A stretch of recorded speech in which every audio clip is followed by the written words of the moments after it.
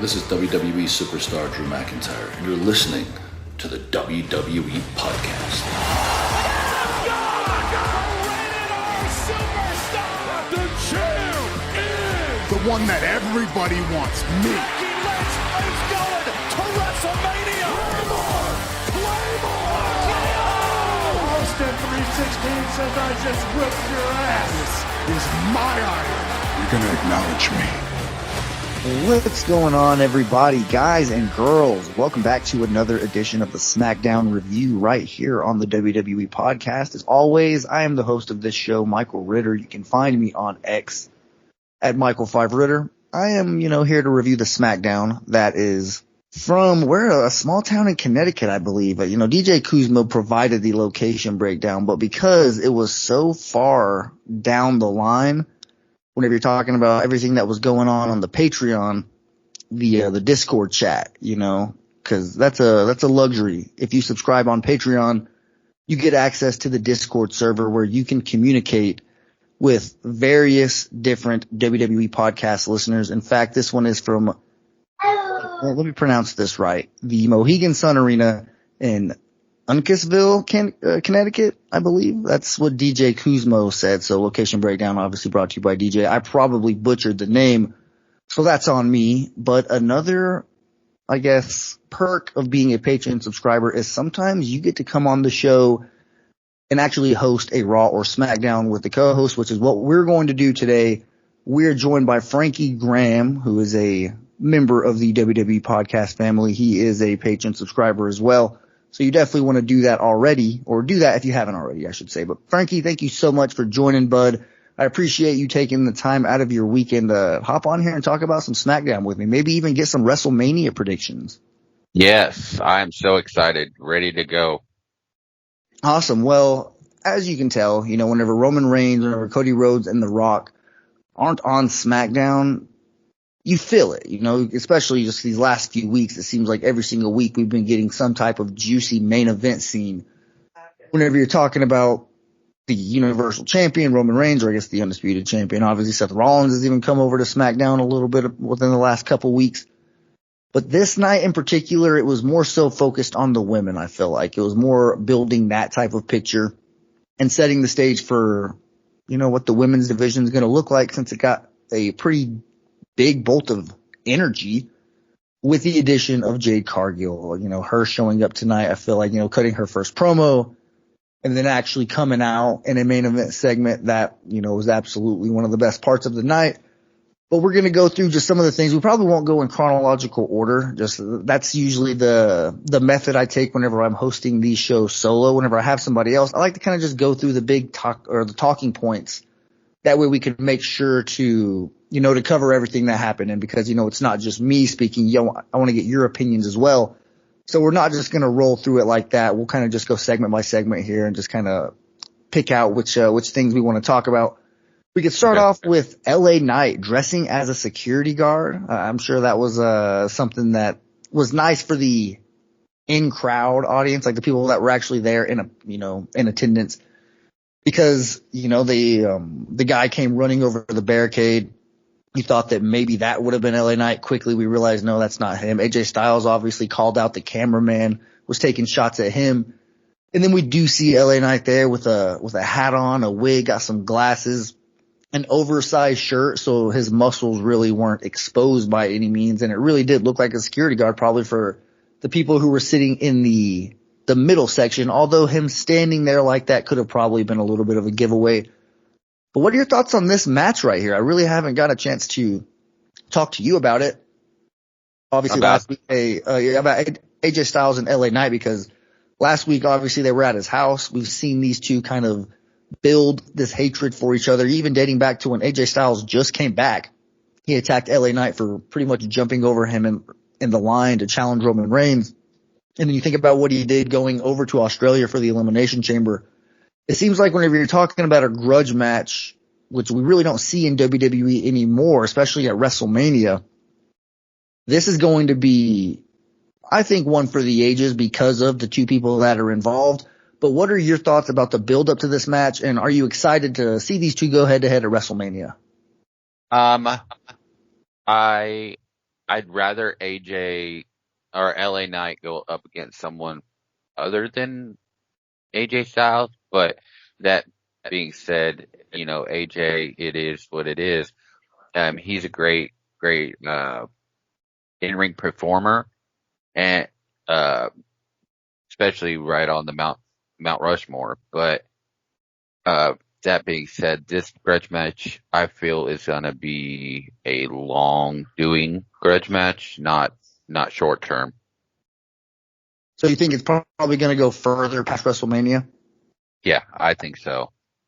I mean, that's usually what they do, especially since they've had the tagline WrestleMania Backlash for the last few years. It seems like most of these programs tend to go just a little bit further than WrestleMania. So that might be a little bit of a teaser for what's to come because, obviously, I really haven't thought about that yet. Like, I haven't thought about the possibility of some of these programs and some of these feuds going further. Like, if a title changes hands, usually at Backlash, that's whenever the champion gets their contractual rematch.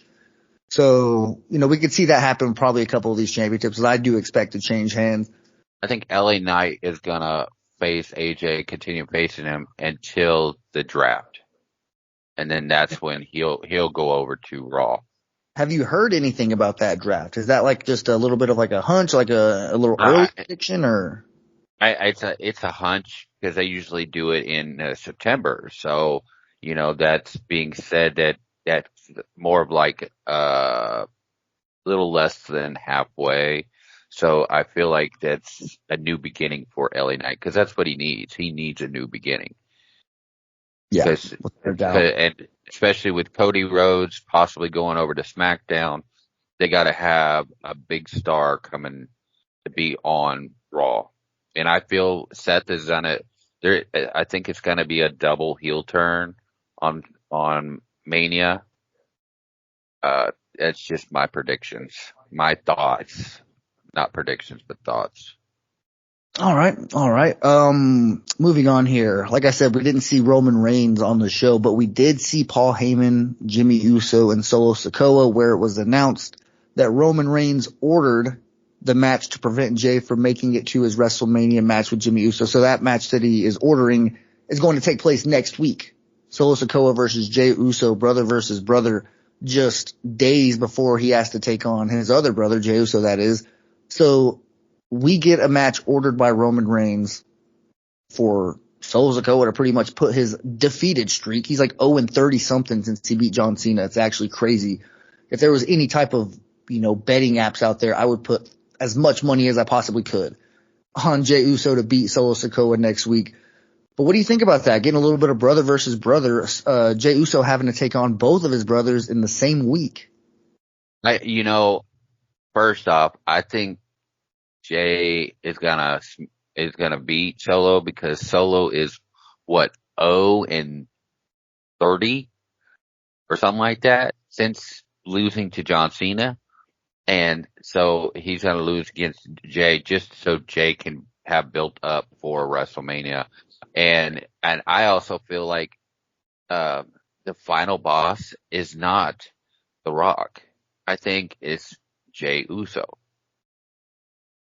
That's an interesting perspective there. Just I mean, because you think about it, Jay's been underneath of Cody this whole entire time. Hasn't done nothing. Really done anything towards Cody. And I feel something like that will go big that, will turn his back on somebody and say, hey, I'm the boss man, not you. I think that is a, way out type of long-term development if that were to be the case, because The Rock, man, he's on fire right now. I feel like the version of him that we're getting, WWE wants to take into Netflix. I'm sure that since he's now on the board, he's going to want the product to be as successful as possible. And, I'm looking forward to reaping the benefits of that, just being a wrestling fan. Just, obviously most of his work, not this past, thing that happened on Monday Night Raw, obviously, but, SmackDown was, it's no secret, it was pretty much named after The Rock, or created in his honor, I should say. Like, SmackDown was the show that was supposed to elevate stars like The Rock, who he took to the next level. And then we've seen guys come up after him, such as like Eddie Guerrero, Kurt Angle, John Cena, obviously. I remember the Big Show, Brock Lesnar, The Undertaker. Like there were so many different wrestlers that were on SmackDown way back in the day that are just kind of synonymous with the brand. The Rock is the poster child of SmackDown. So the fact that, he's come back multiple times and we've gotten a chance to see him on the show, I hope we see a lot more of it because, what else is going on? Obviously, he's going to be doing a movie at some point. Like we're not going to get The Rock every single week for the entire year. Once WrestleMania comes and goes, you could probably expect his schedule to really take a decline. Now, obviously, that's just a prediction. I don't know. I would love to be wrong, obviously, and we're just sitting here talking about how much we love seeing The Rock. So I'm not sitting here saying I want him to go away, but it's just kind of what you expect. If you set yourself up for high expectations, then you're going to be disappointed most likely. But if you just expect The Rock's going to go away sometime in the near future, then, the more weeks that you get, you could just kind of enjoy them. And obviously John Cena making these cryptic posts on Instagram where you think that maybe he could show up, seeing that truck in the background of this beatdown between, Cody Rhodes and The Rock that happened on Monday Night Raw this past week. I saw on the internet, now obviously that was a WWE production truck, right? It had Stone Cold Steve Austin's picture. It had John Cena's picture on it. However, those aren't the trucks that WWE is using right now to travel across the world. There's been research done. Fans have been taking photos of their production trucks and they're all WrestleMania themed. They all have Charlotte Flair and Drew McIntyre or something, like that they're very up to date with the stars that are on their production trucks. So the fact that is the one that was shown had to have been a strategic move. And I think that, it's WrestleMania 40. This is WrestleMania XL. And why wouldn't they bring out everybody? Why wouldn't they make this storyline that they're putting all their eggs into? And also, like, I've been listening to this other podcast called Busted Out. And, they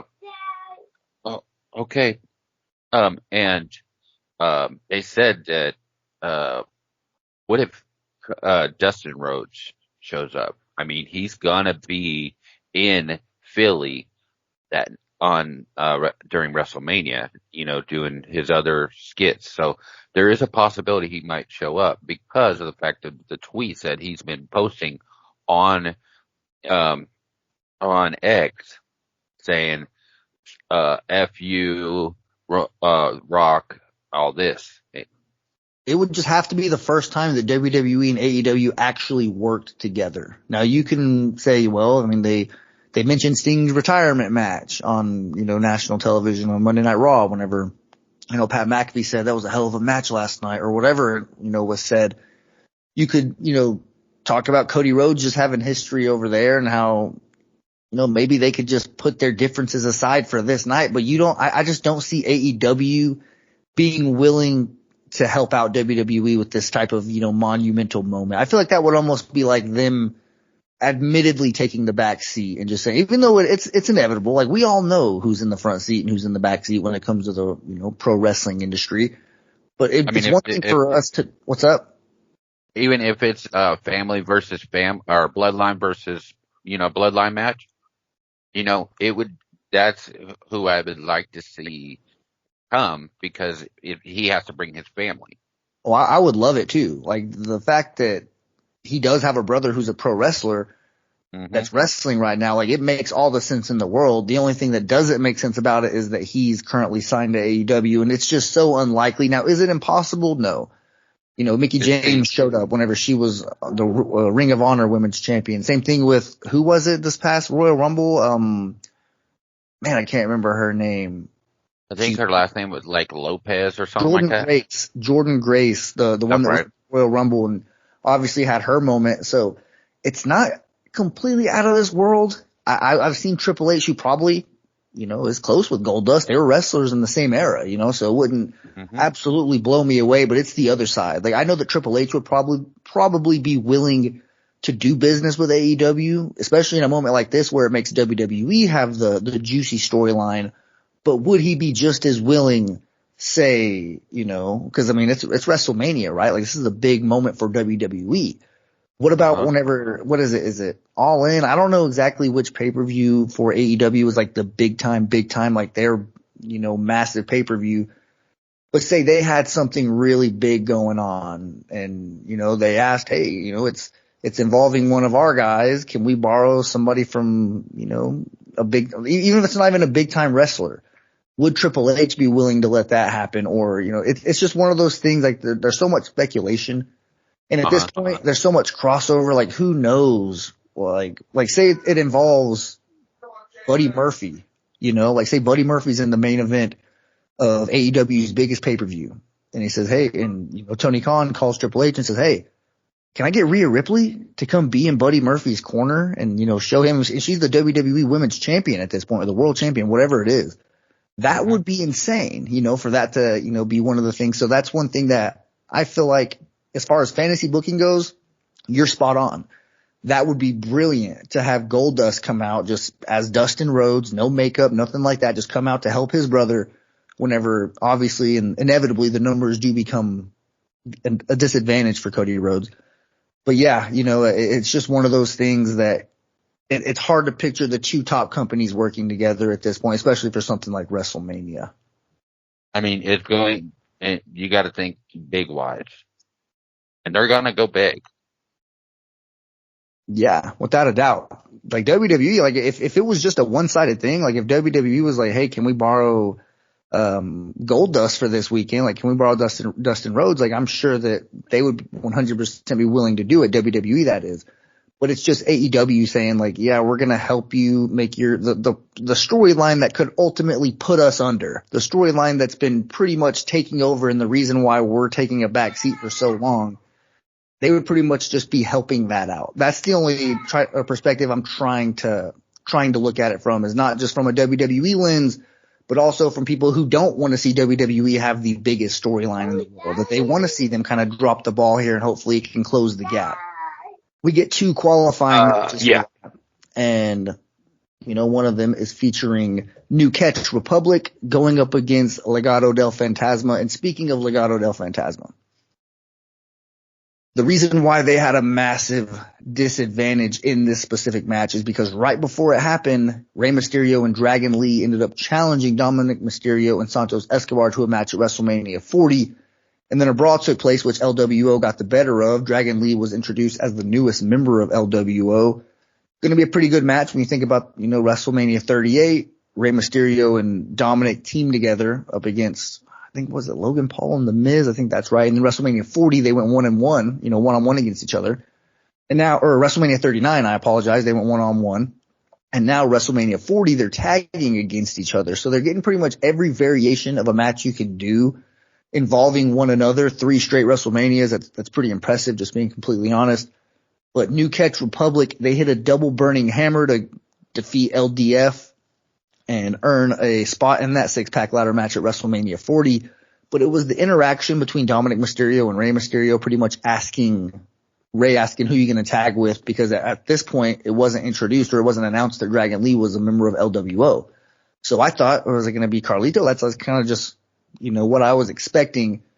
I had a hunch that Dragon Lee was going to be part of LWO, with as much as he's been hanging around Ray and all that and defending Ray and everything.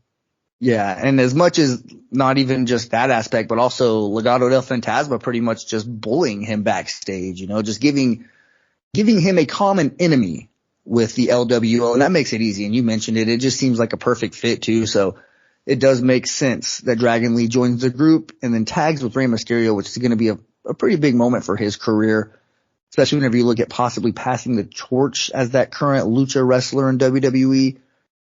But the whole reason Dominic was even out there in the ring in the first place was because Santos Escobar wanted to personally thank him for interfering last week and then pretty much face to face tell him that he was right whenever he and, Santos, way back whenever Santos was teaming with Rey Mysterio, and Dominic was the one that was feuding with Rey Mysterio and telling him, hey, like, this is a deadbeat dad, all that good stuff, pretty much setting himself up for, I guess, the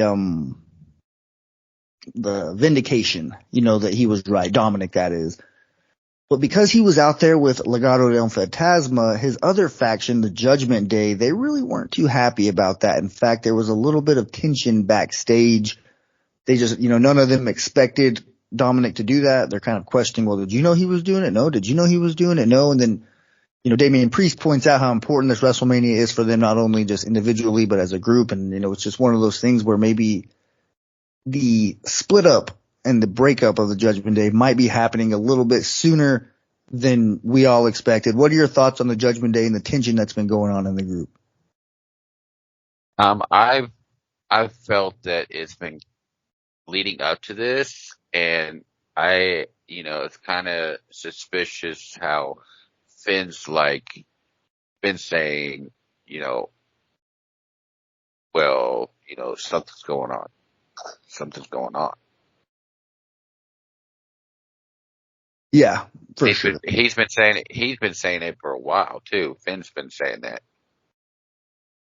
in the background. Yeah, he has. But, I guess I don't really care if they break up or not, just being honest. It's been a group that I feel like has kind of ran its course. The creator of the group has been in AEW for months now, so it seems a little bit strange that this is still going on, just considering all that. But I'm sure the group makes a lot of money. It has one of the most popular superstars, Rhea Ripley. Dominic obviously is a heat magnet.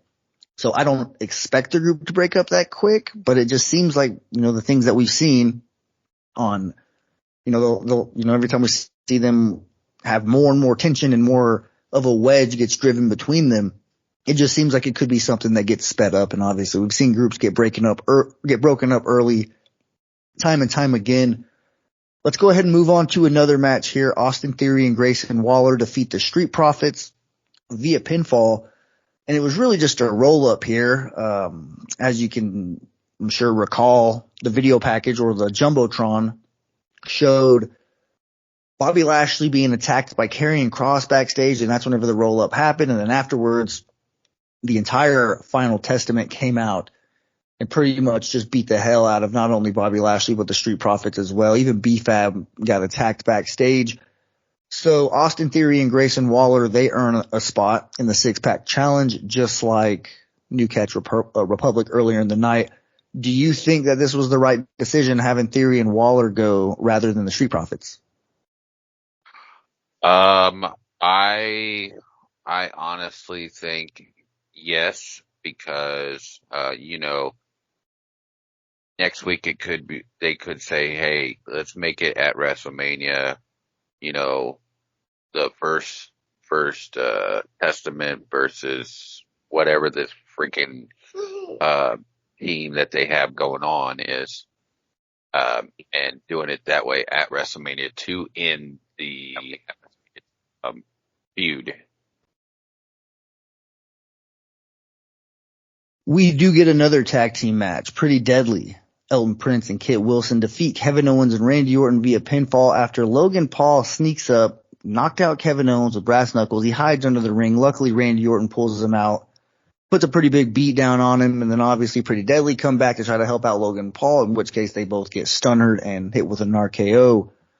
And Logan Paul gets chased out of the arena, just setting it up for, a pretty good triple threat match. I always love a good triple threat match at WrestleMania. It seems like they like to do it every 10 years at least.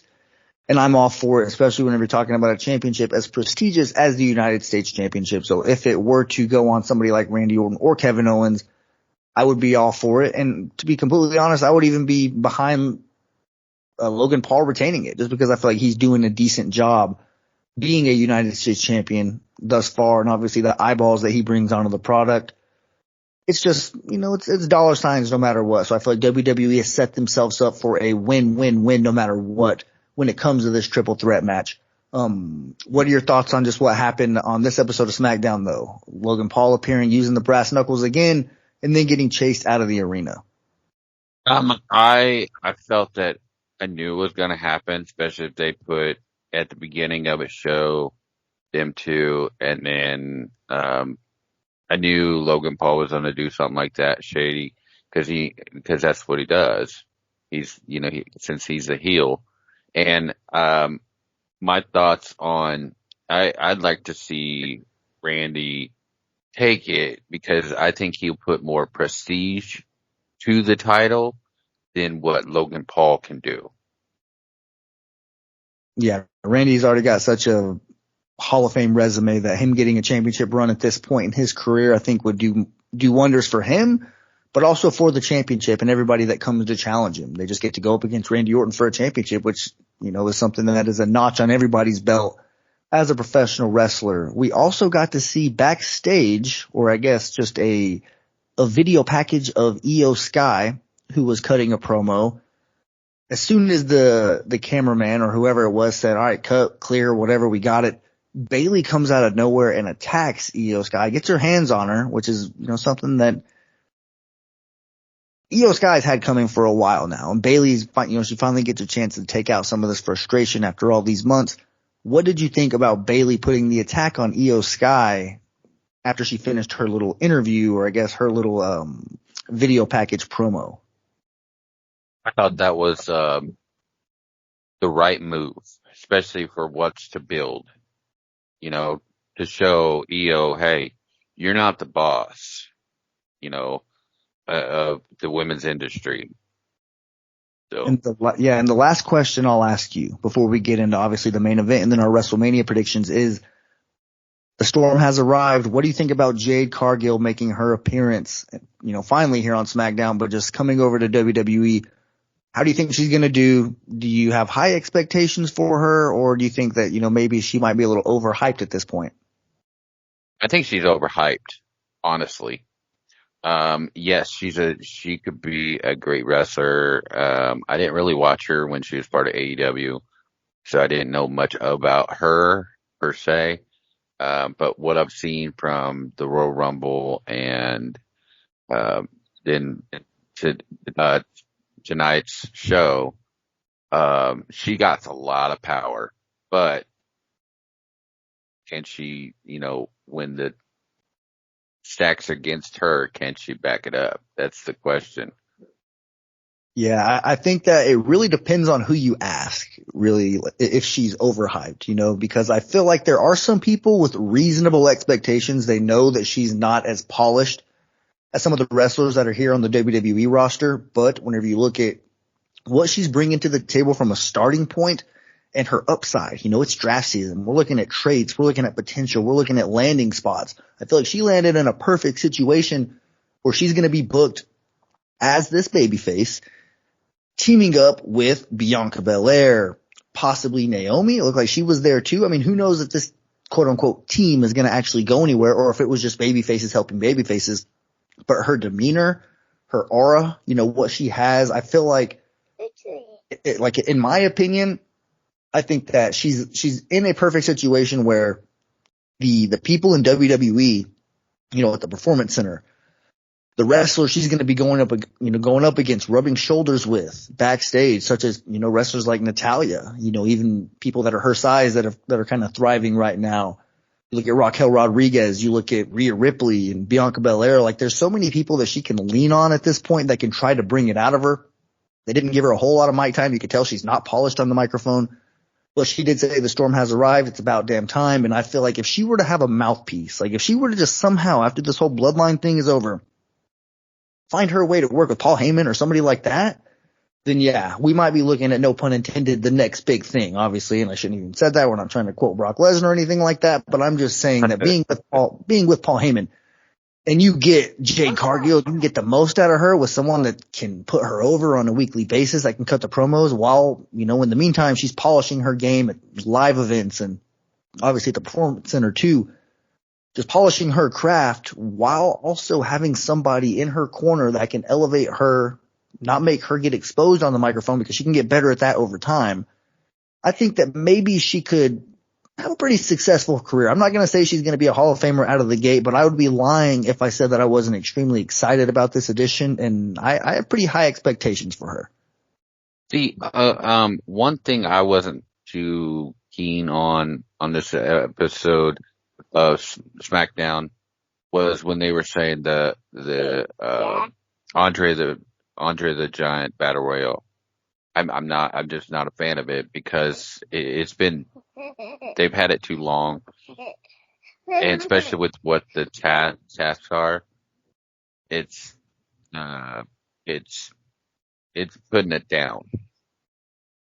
Yes, it's really just it's one of those things like it's a way to get on the card. You know, like if you don't have a promo or a program, if you don't have any type of feud going on, and you're not tied up with anybody, it's a good way just to get someone used at WrestleMania because you want to satisfy all the fans. So I'm with you. Like I'm not over here looking forward to the Andre the Giant Memorial Battle Royal. Like that's not something that I'm going to get excited about. But it's also like I guess I understand why, and it's not. I guess And it's not even all in WrestleMania. It's the night before WrestleMania. Yeah, that's how it was last year too. That's just come on, you know. Like at that point, yeah, like let's do away with this, you know. So I'm with you. That's kind of a little bit of a misuse of talent. Like if you don't like WrestleMania isn't a participation award. Like you don't get to just be on WrestleMania, or I guess in this case the night before WrestleMania. Like so that's why I'm with it being on SmackDown if they're gonna do it anyways, whatever. But just I guess I don't know. I just feel like you need to earn your spot at WrestleMania, and you know there's ways that you can do that. Obviously, Jade Cargill, she does end up getting a spot, which I believe it might have been announced that she has a 6-woman tag match at WrestleMania. We'll talk about that here in just a little bit because in the main event, Bianca Belair defeats Dakota Kai. As soon as that third hand hits the mat, as soon as the bell rings, the rest of Damage Control comes out there to try to put a beat down on Bianca Belair, and then out comes Naomi, which obviously it's still not enough.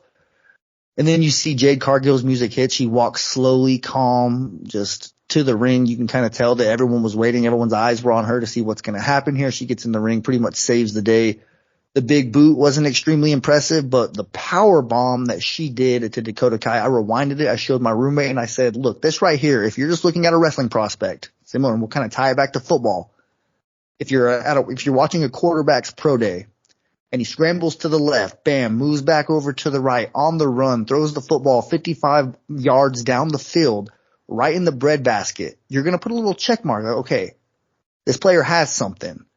In the wrestling world, seeing how smoothly she picked up another professional wrestler, another grown woman, power bombed her on the mat, the force and the power that was behind that power bomb, that's you check that and you say, okay, like she has something. Her floor is a lot higher than a lot of other women's floor. In fact, her floor is higher than some women's ceiling that we're talking about that are currently on the roster. So that's why I can look at Jade and think, man, with, you know, the piece of clay that she is, that can be molded by somebody, you know, that's on the roster. And, you know, just like I mentioned, all the talent that she's going to be surrounded by that can help her figure out this business. I truly think she's set up better than she was at AEW. That's obvious. But possibly having a match at WrestleMania this quickly, do you think that's a little bit too quick for her to, I guess, be showcased, especially in front of a crowd of like 80,000? Yes, I do. But with what her talents was, like I was watching one of her moves, where she was behind the girl, the double arm scissor face slam or whatever it's called. That right there, that girl, she literally looked like a doll compared to Jade. Yes. But I think they need to promote her more before she gets a big event like this, because this is just throwing somebody into the wolves. Yes, it really is, but luckily she's going to be surrounded by the talent that she is, you know, being surrounded by Bianca Belair and Naomi. I feel like it's going to help her out a lot. And then going up against women that are so much smaller than her, like the other 3 women in Damage Control, I think that's going to, you know, make it a little bit easier for her. But let's go ahead and look at this card, shall we? It's prediction season. Like it's time for us to kind of get ahead of the ball here, maybe get our predictions out a little bit earlier than what we normally do here for WrestleMania. Now, obviously cards are going to happen, or changes are going to happen. That's just inevitable. But we can still go through what we have right now in front of us. Right, you know, it's Saturday, so a week away from WrestleMania night, or WrestleMania 40 night 1. So let's look at some of the things that we're going to be having at our disposal here. WWE Women's Championship match, Io Sky versus Bayley. I'll let you go first here. Okay, so I'm gonna say Bailey. Bailey's gonna outmaneuver Io but I have a feeling that Damage Control is gonna come in and help Io, which in turn the Naomi, Bianca, and Jade Cargill are gonna be Bailey's backup. I'm with you on that. I think that Bailey will 100% win the championship here and probably have a pretty damn good 2024. She deserves it, obviously, for what she's done, and I think she still looks phenomenal just in the ring. I know that she's definitely getting a little bit older. She's been around for quite some time, and she is not a spring chicken, but I think that she's got a lot of great years ahead of her, and this is going to be a pretty big moment for her winning this championship at WrestleMania. The other women's championship, the Women's World Championship match, Rhea Ripley versus Becky Lynch. This is a tough one because Rhea Ripley won this championship. Did she win it at WrestleMania last year? Yes. I think she did. Yes. So, yeah. She could lose it at this year mark, going from WrestleMania to WrestleMania, and Becky Lynch kind of cementing herself, obviously selling the book. This could be a big moment for her. This is probably one of the most unpredictable matches that I've come across on the card thus far, just looking at the entire list.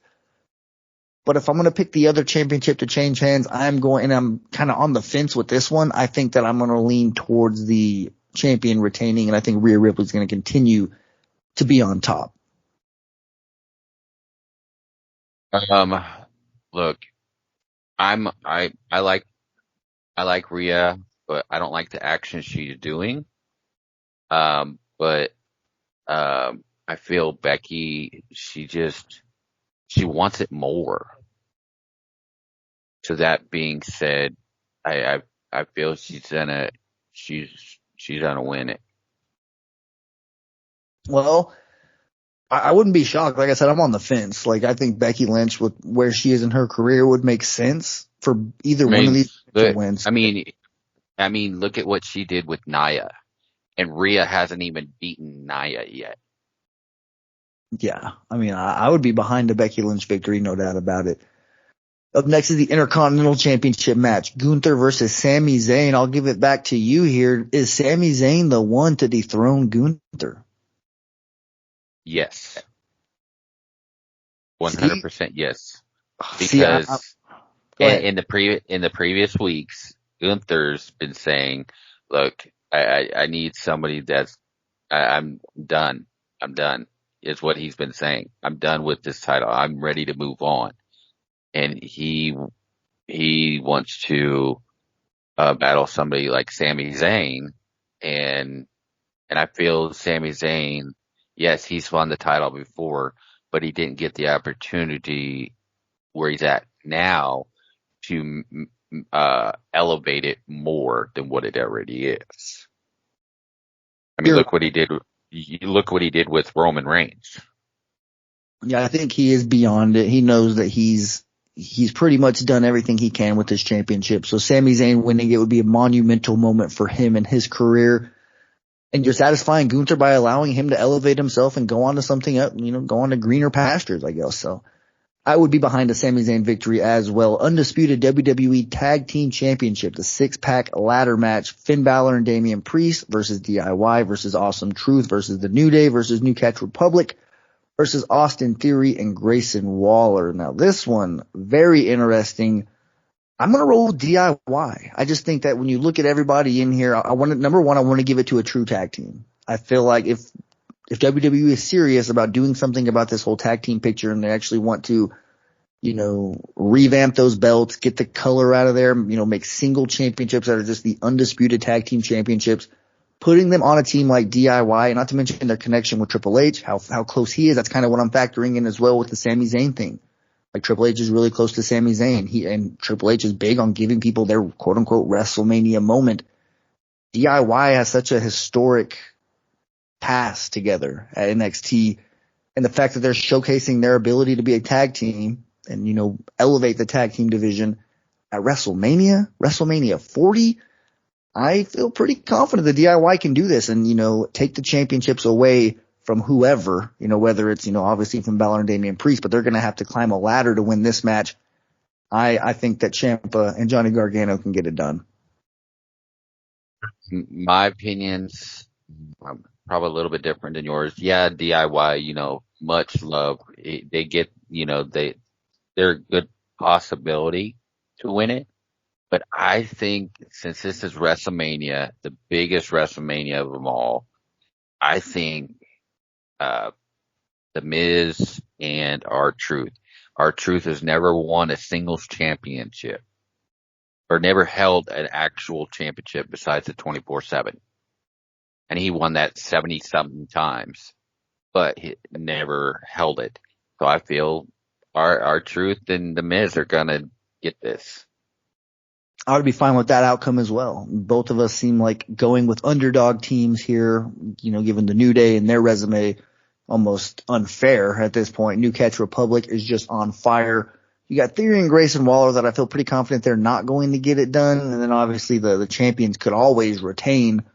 But with the cracks happening in the Judgment Day, like we kind of mentioned a little bit earlier, it seems like how close and look how close R-Truth and Triple H are. They've known each other for 20-some years. So, I mean. Yeah, no doubt. United States Championship, Logan Paul, Randy Orton, and Kevin Owens. Who do you got in this one? I got Randy Orton. I want to pick Randy too, just because of, him coming back. His comeback was kind of watered down by CM Punk's just happening in the same night. Randy was pretty upset that they leaked it, that he wasn't able to, get that surprise pop that he probably was looking forward to for the entire time he was out. So winning a championship at WrestleMania, it, has Randy Orton written all over it. He was a part of WrestleMania 20 as his first WrestleMania. So here we are 20 years from that. It makes sense giving him the belt. I want to pick Randy Orton as well. I'm just like, are they going to, make us this happy? Like, do they really want to see us walk away with this much joy from WrestleMania? Because Randy Orton, that would make all the fans happy. So, and on top of that, I don't know if you noticed, like at the end of the thing he had with Logan Paul at the beginning of the show, Randy looked like he goes, it's receipt time. Up next, we got LA Knight versus AJ Styles. I think AJ Styles already teased he's probably going to get new entrance music. This is another tough one here, but I'm going to go with LA Knight. I think that, just how hot he is right now and where AJ Styles is, he's at the point where he can put over somebody like LA Knight at the WrestleMania where he finally has like all the crowd behind him. I'll pick LA Knight to win this one. This is a tough one because of the fact that, they both have much to gain, but much to lose too. I think I'm going to go with, I got to go with LA Knight just for the clarification of saying I got my receipt. So did Dominic beat Rey Mysterio last year at WrestleMania? No. So Rey got the win, right? Yes. Well, in that case, I am picking Dominic Mysterio and Santos Escobar to defeat Rey Mysterio and Dragon Lee because Dominic, he's that slimy, slithering type of nuisance that you really you wish you could squash him, but you somehow can't. So yeah, I think he's going to get a win here and finally get the better of his dad at WrestleMania, whether he is the one who pins Rey Mysterio or if it ends up being Santos pinning Dragon Lee or vice versa. In fact, I will probably go on a limb. I think Dominic is going to pin Rey Mysterio and they are going to get the win. The heel team. I don't think that's not how it's going to go down. I feel like Ray and Dragon Lee are going to get the win just because of what all Dragon Lee can do. He and everything. I think they're going to get the win and the pin to end Dom and Santos Escobar's feud. Let's see. Now we got Jade, Cargill, Bianca Belair, and Naomi versus Asuka, Kairi Sane, and Dakota Kai. I think this one's a pretty easy one, despite, Damage Control being a pretty good faction. Jade Cargill isn't losing this early in her run. They're trying to book her like an absolute unbeatable force. You can just tell. Like, you can tell that it's going to be a while before she loses. And especially you team her up with Bianca Belair, who has a WrestleMania win streak of her own. It's 2 years in a row. Yeah, like, Bianca is someone that she steps up to the big moments for WrestleMania. So yeah, give me the babyface team. Oh yeah, babyface team. I mean, cause you got Bianca Belair that's won 2 back-to-back WrestleManias. So she's undefeated at WrestleMania. I think she's gonna be like the next, I feel the next Undertaker kind of thing. And then you got Naomi. She's bringing herself to be known again, and so is Jade. So I feel like they're good. They're just gonna stomp the Damage Control. All right, things get juicy here. We got The Rock and Roman Reigns versus Cody Rhodes and Seth Rollins. I think that it's The Rock and Roman. They're gonna get this win here. Don't know how. Don't know what all is gonna take place in this match, but I just feel like there's no way that you're going to make the path easy for Cody Rhodes. Is he going to win? We'll get our picks here in just a little bit, but I just think that, like, in order for it to be like Cody Rhodes accomplished or defeated all odds, like he pretty much just rose to the occasion, is to make it as hard as possible and make him take the path with the most resistance. And the way to do that is to have the match be bloodline rules. And somehow, you lose that tag team match probably because they got cheated out. And then, whenever we get to WrestleMania Night 2 and he has to go one-on-one with Roman Reigns, he's going to have to, overcome the Samoan Spike and all the other things that have costed so many other Roman Reigns challengers in the past. But I do feel pretty confident that The Rock and Roman Reigns are going to win WrestleMania Night 1. I think Night 1, the Bloodline is gonna win. Just because I feel like they're gonna have some disqualification to win, to get that Bloodline. They're not gonna let Cody get it easy. Yes, no doubt about it. It's pretty much just making him take the path with the most resistance. So that takes us to the main events of Night 2, the World Heavyweight Championship match, Seth Rollins versus Drew McIntyre. Is this the moment that Drew gets it done? Do you think that we finally have a new World Heavyweight Champion in WWE? Absolutely. I think Seth needs some time off, and come back strong. I feel is going to be a double turn. I feel, afterwards, Drew's going to be all happy and Seth's going to attack him and then leave for a while. And Drew's going to be the, babyface. It could happen. Give Drew that moment that he's been desperately wanting to be the guy with fans in attendance. I can only imagine what those promos are going to be like if he were to actually win it. But that takes us to the main event. The undisputed WWE Universal Championship match, Roman Reigns versus Cody Rhodes. You're the guest here on the show, so I will let you go first. What do you think is going to happen here? I think it's gonna start off like the one-on-one kind of deal. Then the whole bloodline comes out, and it could be even, they could bring in Jacob Fatu from Independent just to be there, because he's part of the bloodline. The whole, and then Cody, he nods or whatever, and his whole team shows up, kind of like the Avengers kind of match, and have John Cena, have Jey Uso, have who else? Seth, and then you hear the glass shatter John, and then that's when Stone Cold shows up, and then adding it, and then there could be a possibility of Dustin, the Gold Dust come out. There's that possibility, but I feel to even the match, and Cody gets Roman and pins him 1, 2, 3.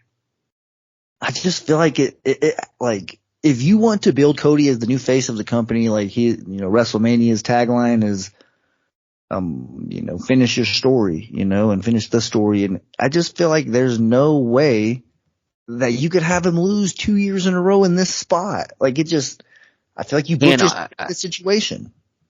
The whole story thing, look, I understand it.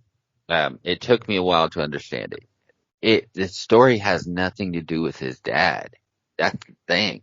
The story is the fact that when he came to the business many years ago, he tried to get a championship.